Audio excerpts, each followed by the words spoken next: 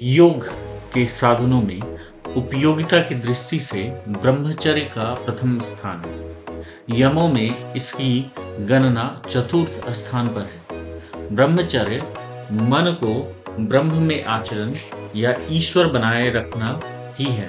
साथ ही शास्त्रों में ये भी कहा गया है, वीर्य धारणम ब्रह्मचर्य, अर्थात शरीरस्थ वीर शक्ति की अविचल रूप में रक्षा करना या धारण करना ब्रह्मचर्य है। व्यास भाष्य में महर्षि व्यास ने लिखा है, ब्रह्मचर्य गुप्तेन्द्रिय अस्थोपस्थ संयम, अर्थात गुप्त इंद्रियों के संयम का नाम ब्रह्मचर्य है। यज्ञवल्क्य संहिता में ब्रह्मचर्य का वर्णन कुछ इस प्रकार किया गया है। कर्मणा मनसा वाचा सर्वावस्थासु सर्वदा सर्वत्र मैथुनो त्यागो ब्रह्मचर्य प्रचक्षते, अर्थात योगी को मन, वचन तथा कर्म से, वाणी से सर्वदा मैथुन का त्याग कर देना चाहिए, क्योंकि मन, वाणी तथा शारीरिक चेष्टाओं से मैथुन की इच्छा का त्याग ही वास्तविक ब्रह्मचर्य है।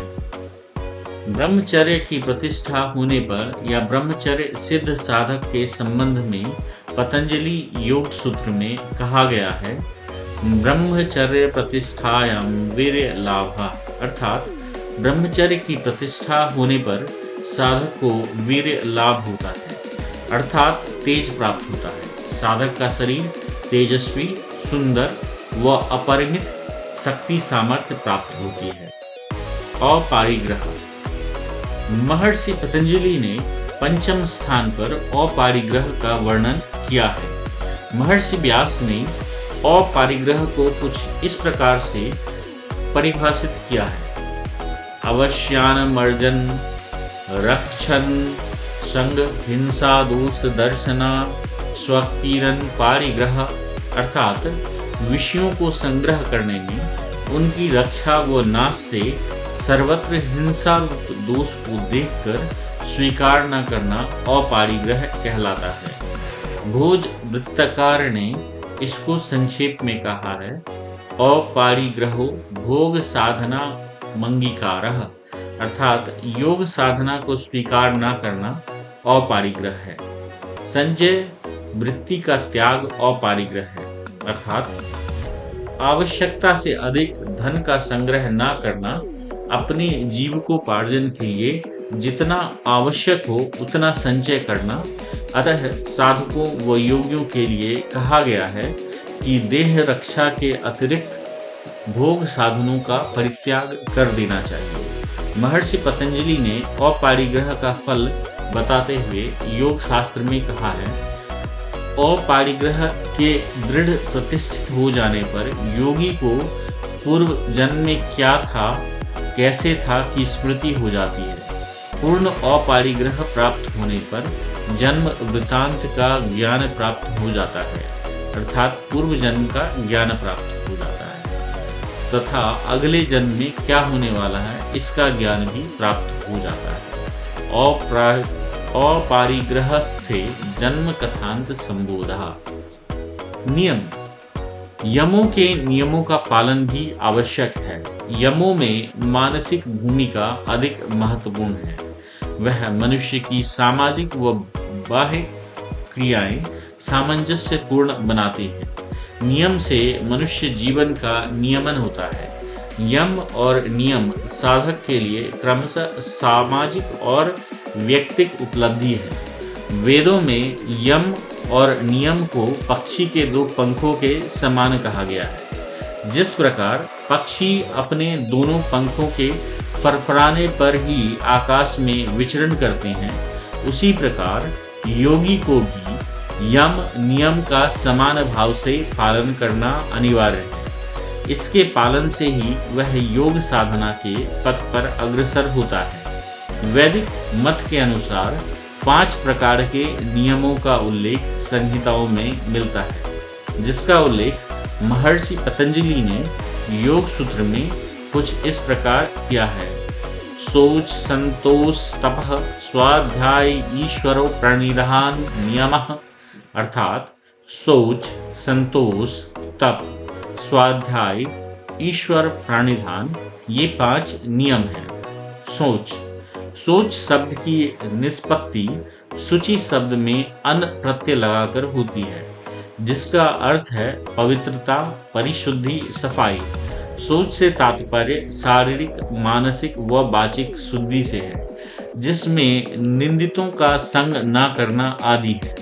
सोच या शुद्धि के 2 भागों में विभक्त किया जा सकता है: बाह्य शुद्धि, शारीरिक शुद्धि, वाचिक शुद्धि, आंतरिक शुद्धि, मानसिक शुद्धि।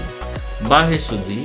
बाह्य शुद्धि जिसके अंतर्गत शारीरिक शुद्धि तथा वाचिक शुद्धि आते हैं: आपोऽस्मान मातरः सुन्घयन्तु घृतेन नो घृतपः पुनन्तुः। शारीरिक शुद्धि के अंतर्गत सत्य आचरण से मानव व्यवहार की शुद्धि, विद्या व तप से पंच महाभूतों की शुद्धि, ज्ञान से बुद्धि की शुद्धि आदि होती है। शारीरिक शुद्धि पवित्र जल से स्नान आदि द्वारा होती है। शारीरिक शुद्धि के लिए जल अत्यंत उपयोगी, रोगनाशक व पुष्टिकारक व ब्रह्मचर्य में सहायक, प्राणों को धारण करने वाला, माता पिता के समान पालन करने वाला है। वाचिक शुद्धि के अंतर्गत सत्य आचरण, स्पष्ट व्यवहार व वाणी को पवित्र करने के लिए मंत्रोच्चारण एवं शुद्ध शब्दोच्चारण आदि आता है। मधुर भाषा द्वारा की हुई वाणी की शुद्धि संभव है, अतः योग साधना में तत्पर साधकों के लिए वाणी का शुद्ध होना अत्यंत आवश्यक है। आंतरिक शुद्धि। अंतःकरण में उठने वाले भावों की शुद्धि आंतरिक शुद्धि कहलाती है। दूषित भावनाओं को समाप्त करने के लिए तथा पवित्र मानसिक भावनाओं को जागृत करने के लिए सत्संग, साधना, प्राणायाम, ध्यान आदि साधना करना ही आंतरिक शुद्धि है। धर्म में कमाया धन, कर्मों तथा सात्विक खान पान से मानसिक भावों का परिष्कार होता है। मानसिक शुद्धि ईर्ष्या, अभिमान, घृणा आदि मन के मैलों को योग सूत्र में बताए गए उपाय मैत्री, करुणा, मुदित, उपेक्षा द्वारा दूर करना और मन में आने वाले बुरे विचारों को अच्छे विचारों से दूर करना तथा शुद्ध व्यवहार द्वारा दुर्व्यवहार को हटाना ही मानसिक शुद्धि है। योग सूत्र में सोच के फल के विषय में कहा गया है: सोचत स्वा जुगुप्सा परेर संसर्गः, अर्थात सोच पवित्रता के पालन से अपने अंगों में वैराग्य तथा दूसरे से संसर्ग न करने की इच्छा होती है। महर्षि पतंजलि ने अगले सूत्र में वर्णन किया है: सत्व शुद्धि सोमनसैकाग्रे इंद्रिये दयात्मा दर्शन योग्यत्वानि च, अर्थात इसके सिवाय सोच से अंतःकरण की शुद्धि होती है तथा चित्त एकाग्र होता है, मन में प्रसन्नता, इंद्रिय वश में होती है और आत्म दर्शन की योग्यता आती है। संतोष शब्द तुष शब्दों तथा तुष प्रीतो धातु से निर्मित होता है। संतोष का अर्थ है सम्यक प्रकार से तुष्टि एवं प्रीति, अर्थात शरीर द्वारा पूर्ण पुरुषार्थ कर उससे प्राप्त धन से अधिक का लालच न करना और न्यूनाधिक की प्राप्ति पर शोक व हर्ष न करना। संतोष का पालन मन, वचन तथा कर्म से करना अनिवार्य है, वो साधक के लिए हितकारी है। सामान्य अर्थ में अंतःकरण में संतुष्टि का भाव जागृत होना ही संतोष है। अपने कर्तव्य कर्मों को करते हुए हमें प्रारब्ध कर्मों के कारण जो भी अर्थ लाभ हो उसी में संतुष्ट बने रहना संतोष है। हर परिस्थिति में, सुख में, दुख में सदा सम बने रहना, अपना धैर्य न खोना वो प्रसन्न चित्त बने रहना संतोष है। इसके विपरीत असंतोष या तृष्णा ही दुख का मूल है। संतोष का पालन मन, वचन एवं कर्म 3 प्रकार से पालनीय है। मानसिक संतोष। मानसिक संतोष वह संतोष है धन, संपत्ति व भोग सामग्री की न्यूनता होने पर भी संतुष्ट रहना, समाज या ईश्वर या प्रारब्ध पर क्रोध, रोष या अधैर्य ना करना मानसिक संतोष है। वेदों में संतोष के पालन का आदेश कुछ इस प्रकार दिया गया है। तेन व्यक्तेन बुज्जिथा मां गृह कस्ति स्वाधीनम। संतोष बुद्धि उत्पन्न करने के लिए त्याग पूर्वक भोग करो, किसी के धन की लालसा मत करो। वेद का यह आदेश पालनीय है। वाचिक संतोष, अत्यधिक बोलने का त्याग कर परिमित बोलना ही वाचिक संतोष है। किसी के कठोर वचन सुनकर या अपमानित होने पर भी आवेग में ना आना, विवाद ना करना, गुरुजनों व श्रेष्ठ जनों के द्वारा प्रताड़ित होने पर प्रत्युत्तर ना देना तथा मौन धारण करना वाचिक संतोष के अंतर्गत आता है। वेदों में वाचिक संतोष का वर्णन इस प्रकार किया गया है। वाचम वदतु शांतिवाम वाचम वदत भद्राय, अर्थात मधुर वाणी व भद्र वाणी तथा शांति में वचन बोलना चाहिए। यही वाचिक संतोष है। शारीरिक संतोष, ब्रह्मचर्य का पालन करना, सत्कर्मों का अनुष्ठान करना, दीन दुखियों की सेवा करते हुए काम, क्रोध आदि दोषों से प्रभावित न होना, हिंसा, चोरी आदि गलत कृत्य न करना ही शारीरिक संतोष है। इस प्रकार धन तथा भोग विलास को अनित्य जानकर सभी सांसारिक सुखों को गौण मानकर साधक का लक्ष्य ब्रह्म प्राप्ति का होना ही संतोष है। ध्यान देने योग्य बात यह है कि संतोष का अर्थ जहाँ जो कुछ भी मिले उसी में संतुष्ट रहना है।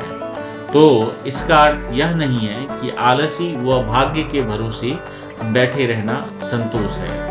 शास्त्रों व वेदों में ऐसे आलसी व प्रमादी व परिश्रम न करने वालों का विरोध किया गया है। योग सूत्र में संतोष का फल बताते हुए कहा गया है, संतोषाद अनुत्तम सुख लाभ। चित्त में संतोष भाव प्रतिष्ठित हो जाने पर योगी को उत्तम सुख आनंद की प्राप्ति होती है।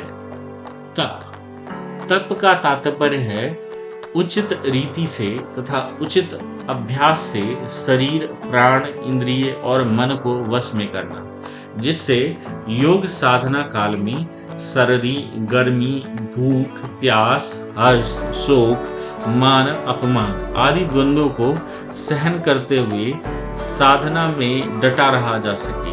यही तप है। योग मार्ग में अपने वर्ण, आश्रम, परिस्थिति और योग्यता के अनुसार स्वधर्म का पालन करना और उसके पालन में जो भी शारीरिक, मानसिक अधिक से अधिक कष्ट प्राप्त हो उसे सहर्ष सहन करना, इसका नाम तप है।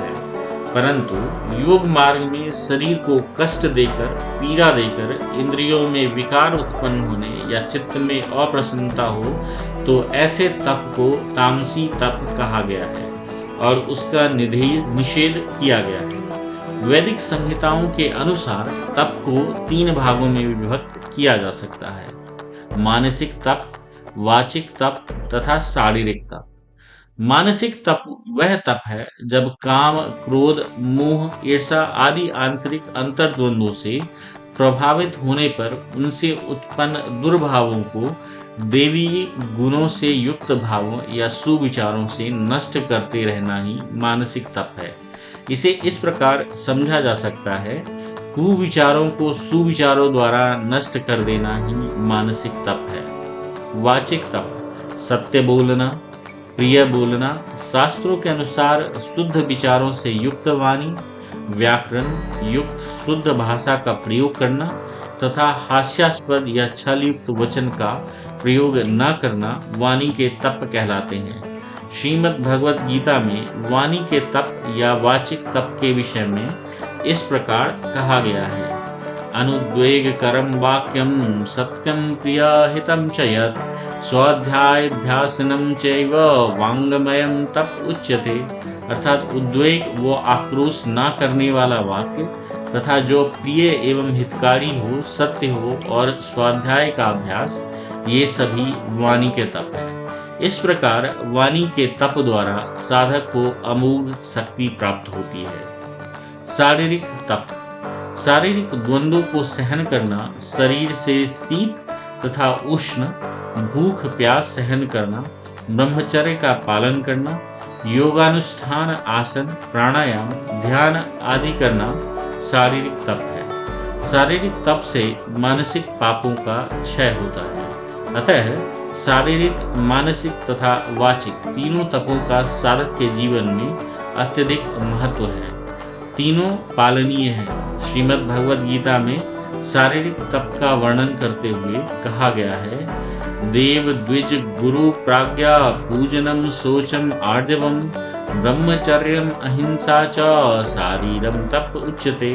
अर्थात देवतुल्य आत्मदर्शियों, द्विजातियों, गुरुजनों तथा प्रज्ञा विवेक द्वारा साधकों का सत्कार करना, वो पवित्र आचरण, सरलता का व्यवहार तथा अहिंसा का पालन करना आदि शारीरिक तप कहे जाते हैं।